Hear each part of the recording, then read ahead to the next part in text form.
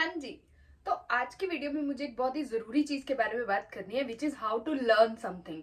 Learn in the sense कि अगर आपको कोई चीज समझनी है तो किस तरीके से उसको समझा जाए कि आप उसको कभी भी ना भूलो। आपसे कभी भी वो चीज पूछ ली जाए ना, अगर आपने आज पढ़ी है तो 30 साल बाद भी अगर कोई आपसे वो चीज पूछे तो आप एक झटके में बता दो।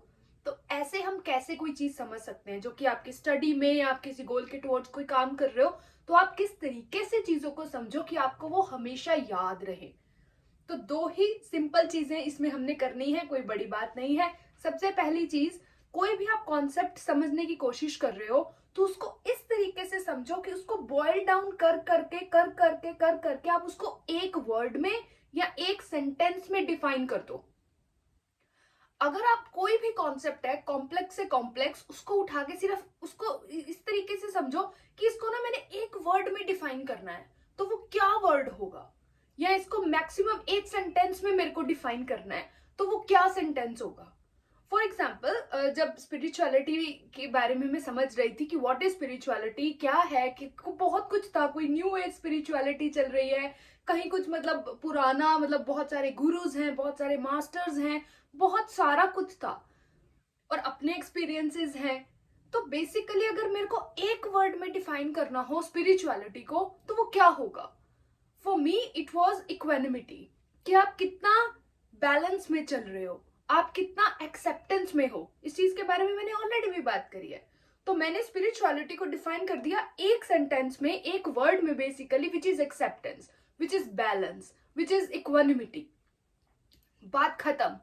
इसके अलावा अगर कोई भी आपको आके बोले कि spirituality is this, spirituality is this, ठीक है, आप सुन सकते हो क्योंकि आप दूसरों के पर्सपेक्टिव को भी इंपॉर्टेंस दे रहे हो, बट डीप डाउन आपको पता है कि आपने ये चीज समझी है, तो इसका मतलब ये है।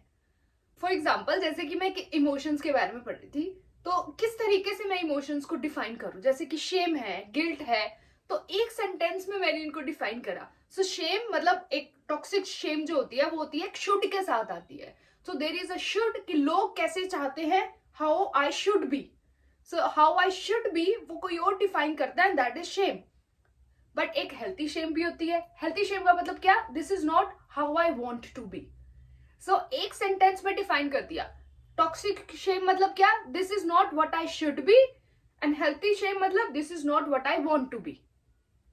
और गिल्ट में भी सेम कर दिया। गिल्ट मतलब दिस इज, टॉक्सिक गिल्ट क्या हो गया, this is not what I should do, and this is, healthy guilt में क्या आ गया, this is not what I want to do, this is not what I want to, how I want to act. So healthy और toxic को एक एक sentence में define करा और डिफरेंशिएट भी कर दिया कि जो टॉक्सिक है वो शुड के साथ आ रहा है और जो हेल्थी है वो वांट के साथ आ रहा है। सो इसको अगर मेरे को कोई 30 साल बाद भी पूछेगा ना, तो मैं इजीली इसको डिफाइन कर दूंगी। क्यों? क्योंकि मैंने अपने लिए उसको समझ लिया है और एक सेंटेंस में उसको मैंने बॉइल डाउन कर दिया है। तो आपको भी अगर कोई भी चीज समझनी है आपके स्टडी में, किसी में भी, एजुकेशन में, तो कोशिश करो कि उसको इस तरीके से समझो कि इसको एक सेंटेंस या उसको एक वर्ड में डिफाइन कर दो।